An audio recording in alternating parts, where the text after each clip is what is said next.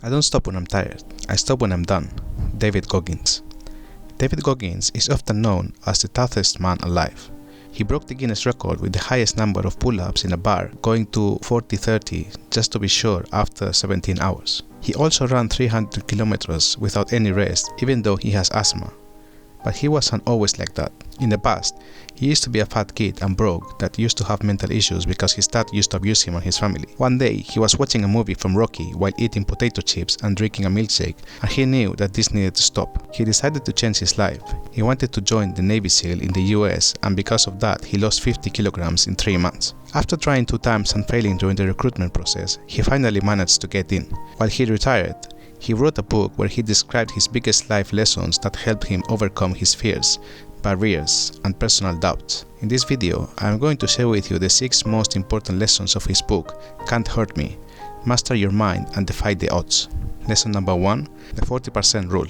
According to the author, most people operate only with 40% of their capacity, not only physically but also mentally. There's an internal obstacle that limits what we can do inside our mind, and the author calls it the governor, and its function is to protect us from pain. The governor, it's like an overprotective mom that is worried about you and don't want you to do anything dangerous because you can get hurt. It's a survival mechanism that has been built within us to protect us, but unfortunately, that also works against us. When we are trying to progress or trying to surpass our limits, every time we try to go above the 40%, the governor will try to justify in our brain that we shouldn't do it. He is going to say things like, wait, don't work too much today because there's this new show coming up on Netflix. You already watched the first season, so you need to watch it. Let's just have a coffee and the work can wait until tomorrow. Unfortunately, you need to suffer if you want to grow. The 40% rule is simple. When your mind tells you that you are too tired and you can't go further than that, in reality, you only reach 40%, and once you realize that, it helps you to go further, even when your body and mind don't feel like doing it. Lesson number 2, the accountability mirror. This is a method that David uses to make sure that he achieves his objectives, and that's how it works.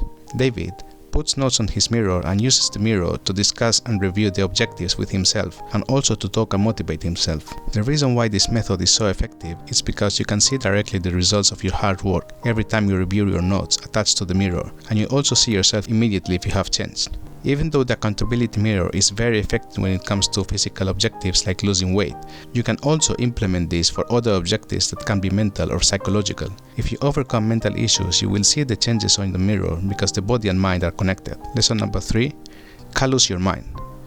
Never in history we had such a high life quality and so many opportunities to pursue.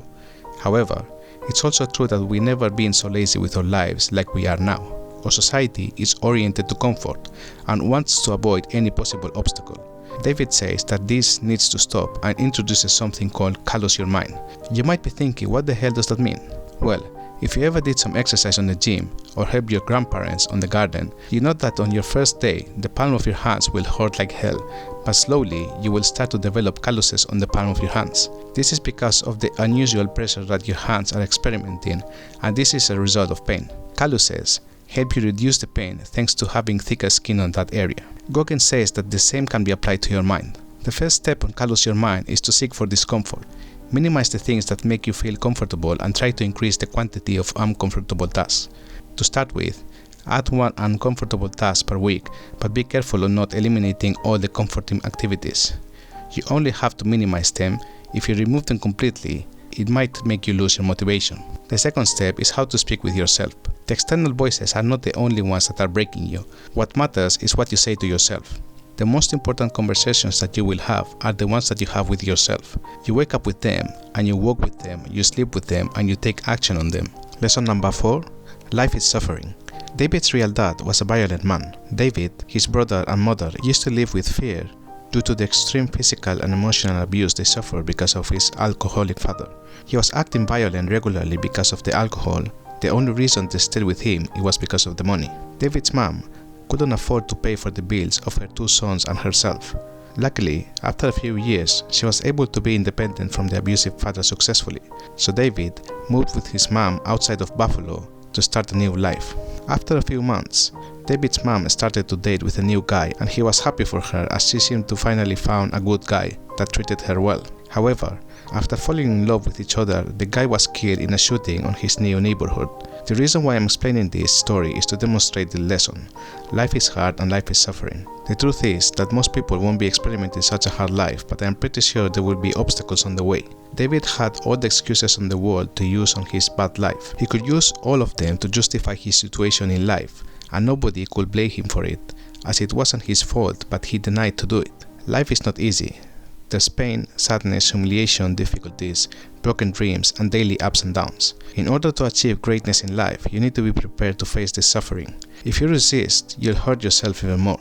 You need to embrace and be comfortable with pain. David even goes as far as to say that you should seek and enjoy the pain. He says that pain is the way because the pain opens a secret door in your mind that leads you to both full potential and a beautiful silence. That's why David was able to completely turn around his life despite all the madness that happened to him at the beginning of his life. Lesson number 5.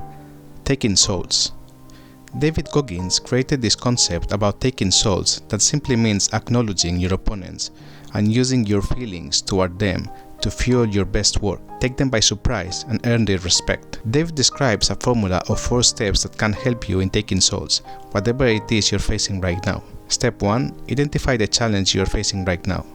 This can be anything, from losing weight to passing an interview for a new job. Step 2. Identify the opponent you're facing in this situation. Let's take as an example losing weight. Here, your opponents are very obvious. The cakes you have in your fridge, or the comfortable bed that you don't want to leave every morning. Step number 3. Choose a specific topic that you can use to show your skills. Maybe you like a specific sport that can help you lose weight, or you like a specific type of food, low in calories, that can help you to lose weight.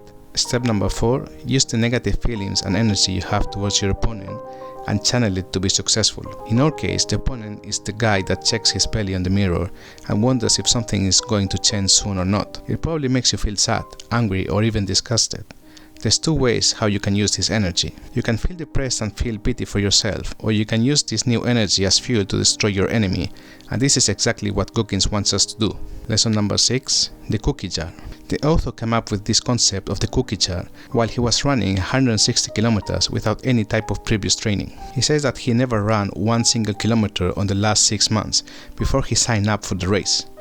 Despite all of that, he was handling it quite well, and he didn't have any major problems until halfway of the race, where he started to feel extremely exhausted. He was so tired and destroyed that his body was bleeding. It was then when he started to remind himself all the victories, failures, and achievements he had in the past, and immediately he knew that this time he couldn't fail. And in case you guessed it, he finished the race thanks to this method.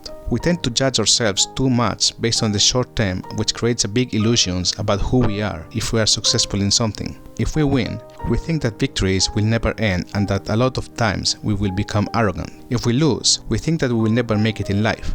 And that's when you need to go deep into your own mental cookie jar to remind yourself about everything cool you achieved in your life. This will give you an extra energy you need to finish the race, the project, or any challenge you're facing right now. I think that a better way of implementing this exercise is to write down all your achievements, challenges, and hardships you had to go through and keep that list somewhere when you feel depressed and when you feel cheerless. Simply take the list and read. It will help you a lot in changing your current perspective.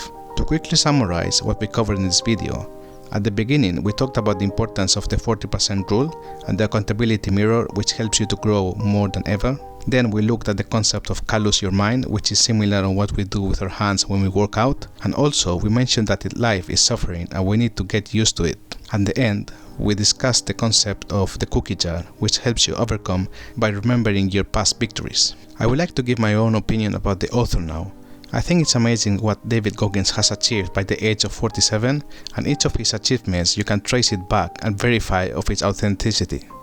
This is different from other gurus on the internet that claim to have done something and at the end it's just a smoke and mirrors. He also has a lot of content in YouTube and other social media platforms where you can see his thoughts and motivate yourself when you feel down or lazy. I also will encourage you to watch another video made about how to adopt good habits for the long term. You can find it on the screen right now.